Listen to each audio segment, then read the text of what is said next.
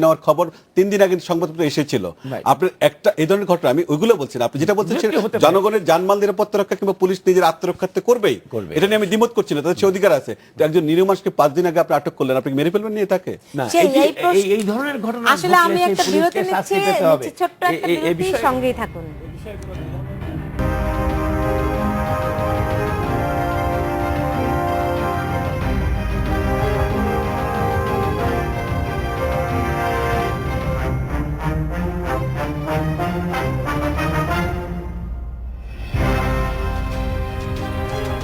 বিরতির পর ফিরে এলাম, দেখছেন বাংলাদেশ এখন। যে আপনি জানেন যে গতকাল মানবতা বিরোধী অপরাধের দায়ে কামরুজ্জামানের ফাঁসির যে আপনার লাল শালুতে মোড়ানো মৃত্যু পরোয়ানা তার কারাগারে পাঠানো হয়েছে, তাকে শোনানো হয়েছে এবং এখন আসলে কিছু আনুষ্ঠানিকতা শুধু বাকি। কিন্তু আমি একটু যেতে চাই যে জামায়াতের বেশ কয়েকজন নেতারই আসলে ফাঁসির আদেশ হলো, একজনের কার্যকর হয়েছে, কিন্তু জামায়াত নিষিদ্ধের প্রশ্নে, জামায়াতের রাজনীতির প্রশ্নে আদালতের বেশ কিছু অবজারভেশন ছিল। সেই ব্যাপারে সরকারের কি কোনো আসলেই কোনো উদ্যোগ কি আছে? কয়েকদিন আগেই বোধহয় এটি নিয়ে একটা আলোচনা হয়েছে যে জামায়াতকে নিষিদ্ধ করার বিষয়ে ক্যাবিনেটে বিষয়টিকে উপস্থাপন করা হবে এবং আলোচনা করা হবে। এই প্রথম এই জিনিসটি আমাদের চোখে পড়েছে, পেপারেই বোধহয় এসছে না, কোথায় জানলাম যে এটি সিদ্ধান্ত হয়েছে যে এই বিষয়টি নিয়ে আলোচনা হবে। না, সেই কথা তো আমরা শুনতেছি আরো 3 মাস আগে থেকে। সেই 3 মাস, আর ক্যাবিনেট মিটিং করতে হলে অনেক কিছু কাগজপত্র তৈরি করতে হয় এবং আইনের কিছু ভিত্তি আছে, সেগুলোকে নিশ্চিত হয়ে তারপরে ক্যাবিনেট মিটিংয়ে উঠাতে হয়।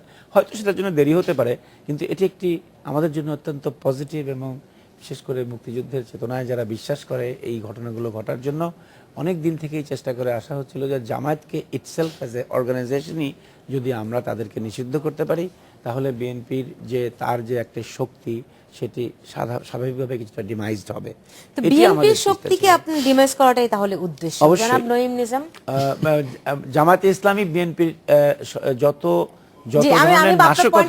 জনাব নঈম নিজাম তিনি বলছেন যে আপনার বিএনপির শক্তিকে আসলে কমিয়ে আনাটাই হবে জামায়াত নিষিদ্ধের লক্ষ্য। না, দেখেন, শক্তিকার কতটুকু ক্ষয় হবে বা হবে না সেটা হলো অন্য বিষয়। আমি জামাতের অবশ্যই বিচার প্রক্রিয়া, যদি যুদ্ধ অপরাধী দল হিসেবে জামাতের বিচার প্রক্রিয়া আওতা আসবে, এটা স্বাভাবিক একটা বিষয়। 1971 সালে আমার মহান মুক্তিযুদ্ধে আমার কতগুলো জায়গাতে আপোষ হবে না, যে জায়গাটুকু হলো আমাদের অস্তিত্বের প্রশ্ন।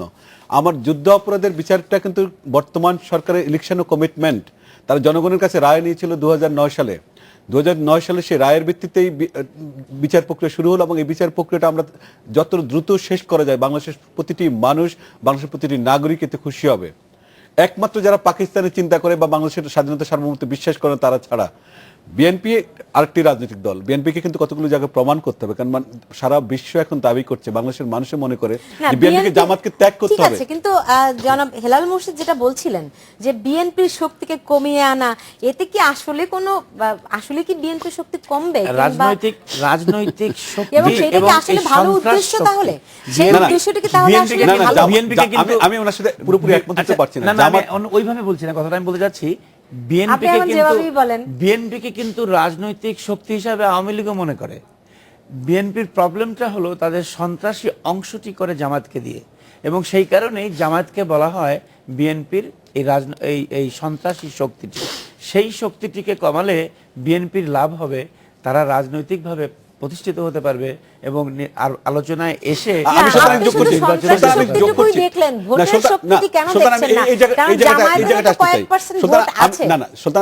জামাত প্রসঙ্গ না, প্রসঙ্গ বিএনপির পাশে তিনি যেটা বললেন, বিএনপির কিন্তু আমরা মানি আর না মানি, বিএনপি একটা ভোট কিন্তু আছে, এই ভোট ব্যাংকটাকে অস্বীকার করার সুযোগ নেই অবশ্যই বিএনপির। আমি এবং এই জায়গাটুকু বিএনপির এই ভোটটুকু কিন্তু তারা চলে যাবে না। আমি তো মনে করি জামাতকে ত্যাগ করলে বিএনপির জন্য সবচেয়ে সুবিধার একটি দিক, কারণ জামাত একটি অপশক্তি, এই অপশক্তির জায়গাটুকু থেকে বিএনপি সরে আসতে হবে।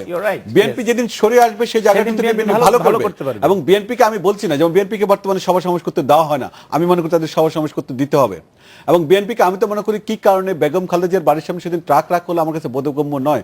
খালেদা জিয়া সেদিন যদি সরহদ্দি উদ্যানে যেতেন কি সমস্যায় হতো, কি যেতে আসতো, কিচ্ছু যেতে আসতো না। আজকে অনেক ক্ষেত্রে সংকট হতো, সরকারের অনেক অতি উৎসাহী গ্রুপ বিভিন্ন সময় তৈরি হয়, তারাই সংকটগুলো তৈরি করে। তবে এই মতবাদ আপনি যেটি বললেন যে কি হতো বলাটা বোধহয় এখন মুশকিল, কি হতো নিশ্চয়ই কারণ সরকারেরও হয়তো কিছুটা ধারণা ছিল, হয়তোবা সরকারের ভুলও হতে পারে, আবার সরকার হয়তো সঠিকও হয়েছে, জানমাল রক্ষা করাও তো তার দরকার। না, জানমাল যদি জনগণ জানমাল রক্ষা অবশ্যই দায়িত্ব আছে। না, জনগণ জানমাল রক্ষার আপনার দায়িত্ব আছে, কিন্তু আপনি আমি বলি জনগণের জানমাল রক্ষার দায়িত্ব অবশ্যই সরকারের, কিন্তু আপনি যে কারণে যে এই এরকম কোনো স্পেসিফিক ঘটনা সে সময় আমরা দেখিনি, আপনাকে স্পেসিফিক বলতে হবে। একটি রাজনীতি সভা সমাবেশ করবে না, তাকে সভা সমাবেশ অবশ্যই করতে দিতে হবে। আপনি সভা সমাবেশ বিকল্প কি? গৃহযুদ্ধ, আমরা তো গৃহযুদ্ধ দেখতে চাই না। আপনারা যে দেশটা স্বাধীন করেন একজন মুক্তিযোদ্ধা হিসাবে, আপনি যে যুদ্ধে সক্রিয় ছিলেন, আপনি নেতৃত্ব দিয়েছিলেন, আপনারা সেই যুদ্ধে আমরা এই দেশটাকে নতুন করে আমরা গৃহযুদ্ধ চাই না।